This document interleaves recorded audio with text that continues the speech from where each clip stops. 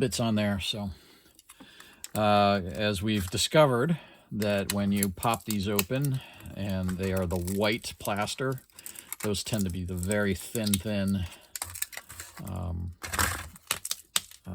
silver overlays, whereas these older ones, which is more of a, I mean, it's a plaster too, I think it's more of a Bakelite type thing, and these seem to have a little thick, a noticeably thicker coating. It's always thin. They're not ever going to be a thick coating of silver, but there is a difference. So unfortunately, there's no way to really know what's inside of it until you start ripping them apart. That would be a nice thing to be able to tell based on like a code or something that was on there, like what's the interior going to be. But nah, alas, we are not going to be able to do that. All right, just trying to break this off in big chunks so that I can get it out of the way without having to turn it into powder. It is messy, and yes, you can beat this up with a hammer. I just don't. I don't know. I like taking them apart bit by bit here. So silver's been all over the place as I'm filming this. It's creeping back up. It had been over 25 bucks an ounce not a couple weeks ago, and then it took a dip down. You know, obviously the world economy plays into that.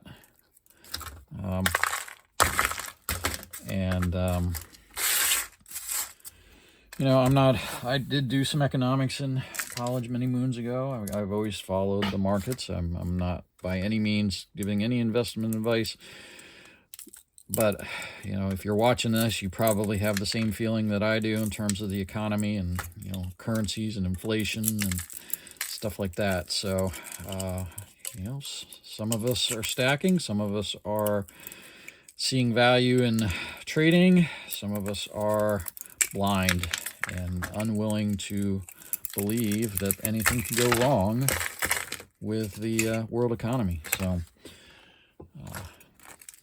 that is, you know, I guess that's what makes markets, right? You know, you've got people who are not believing it and some people who are believing it. So that means there's a difference between the two, and you can maybe take advantage of it, maybe not. All right, I think we've about got it here. There's a little, this looks like brass right at the bottom there. That was probably put there to give it a little bit of, is it brass?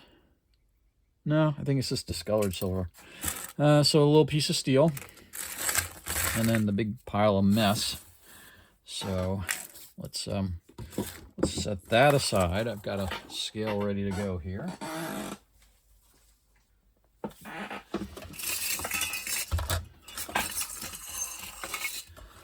All right, so let's see if we can focus in on the number a little bit here. There we go. All right, so before it was 10.8 ounces. After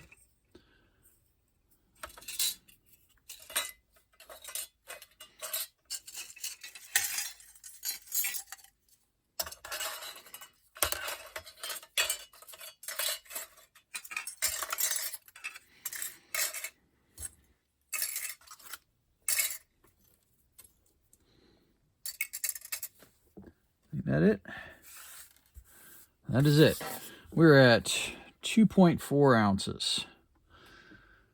So a lot of junk, but at say $24-ish in terms of an ounce. Let's go to grams here. That's a little more precise. So 65 grams. 65 grams for an ounce. I mean, 65 grams of weight from the one. So I'm going to do the other one, and we'll weigh that one up as well.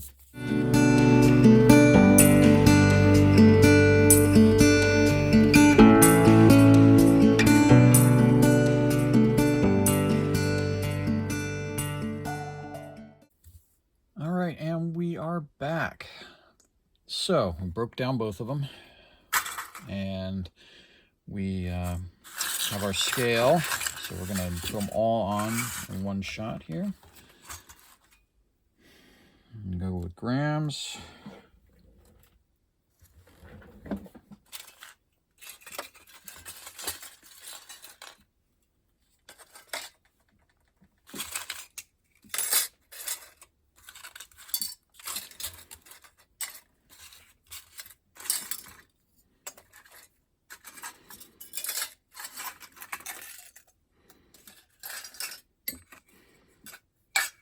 Okay, so we get between the two 125 grams. One was 65 and one was, I guess, 60, so a little light, unless there was maybe I didn't have it quite zeroed all the way.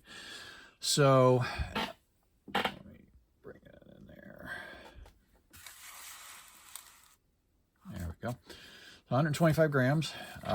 Silver is today at $24.30 an ounce, roughly equaling $93, give or take a little bit. So for a $36 investment to turn into $93 in silver, I think we did okay on this one. So the next one I'm going to do, take the next video in the series is going to be a pair of... I'm just going to leave that there. It's going to be a pair of salt and pepper shakers, and I'm going to show you why those are not a good thing to buy.